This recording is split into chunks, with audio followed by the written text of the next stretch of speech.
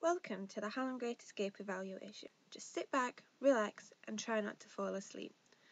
We're going to start with an overview of the event. The concept of the event was that participants had 36 hours to get as far away from Sheffield as possible with no money for transport.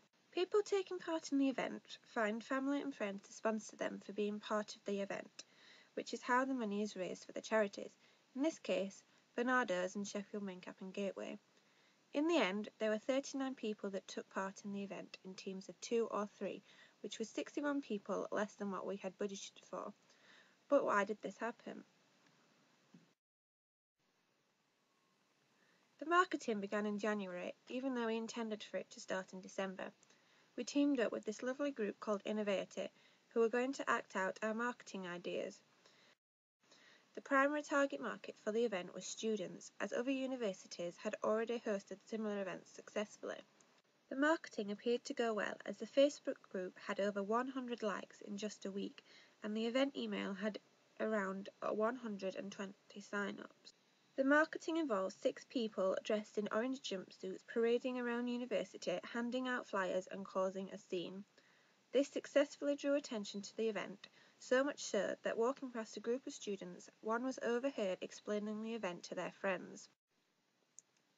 Despite everyone's hard efforts, only 50 or 60 people turned up to the information briefings, and 44 people signed up to take part in the event. The lower than expected sign-up rate, we felt, might be for a few reasons, including the fact that the event happened on the 18th of March, the day after St. Paddy's Day. Non-students didn't realise that they could sign up for the event. The event conflicted with the major charity event, Comic Relief. All girl teams were restricted for safety reasons, and participants couldn't pick and choose which charities the money they raised was donated to. Planning the event didn't only involve the main event on the 18th of March, but we had to organise 4 information briefing sessions held in February, a registration event held at the beginning of March, an event briefing for participants which took part on the 16th of March, and a celebration event occurred on the 11th of April. Time was also spent creating the information packs for participants, purchasing insurance, designing t-shirts, organising venues for the smaller events, locating first aid kits to buy, searching for sponsors for the event, trying to encourage companies to donate prizes for the event, liaising with the website designers, and constantly answering inquiries about the event over email and Facebook.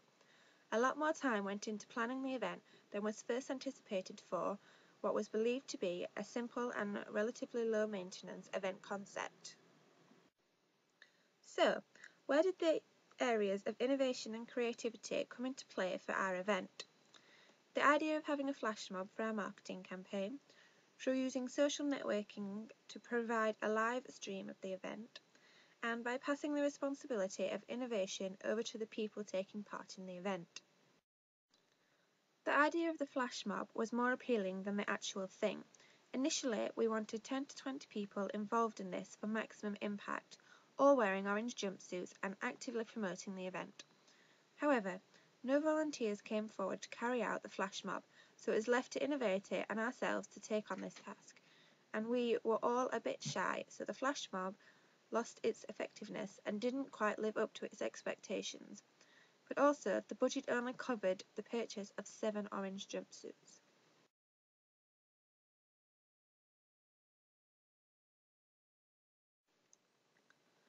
The website that was designed for the event through a Venture Matrix partnership was excellent, better than any of the organisers could have put together themselves.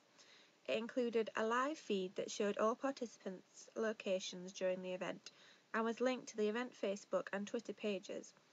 This meant during the event we could constantly keep anyone interested in the event updated. It was all very exciting. It also extended the amount of people involved in the event, as followers of the event also got to participate through interaction and feedback via Facebook and Twitter.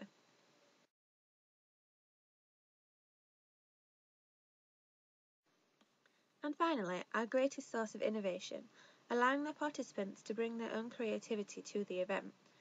As participants had to blag their way as far away as possible from Sheffield, it meant they could be creative in doing this, and the further away they got, the more money was raised for charity. Participants managed to blag free car journeys, free bus rides, free trains and ferries, and a select few managed to get flights out of the country. Some people did this through pure charm, and others found ways to raise money on their travels to pay for the transport. Participants were encouraged to document their journey, which supplied numerous creative accounts of people's journeys to share with people who didn't take part.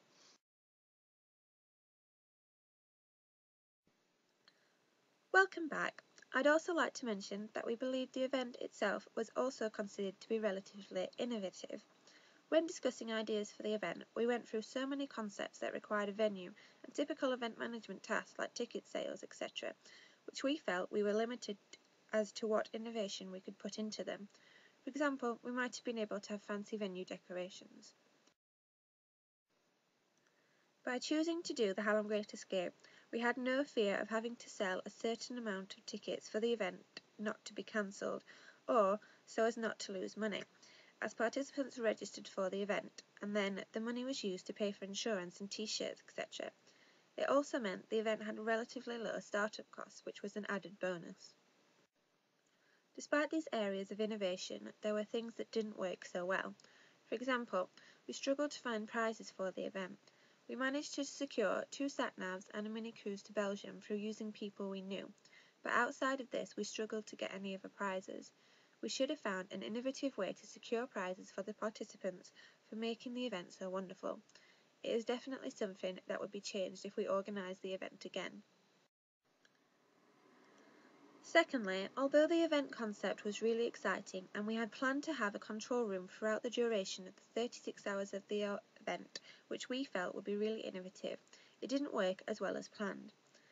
As we split participants up into 3 groups so a different organiser could keep in touch with different people during the event, it meant we had to be available for the whole 36 hours.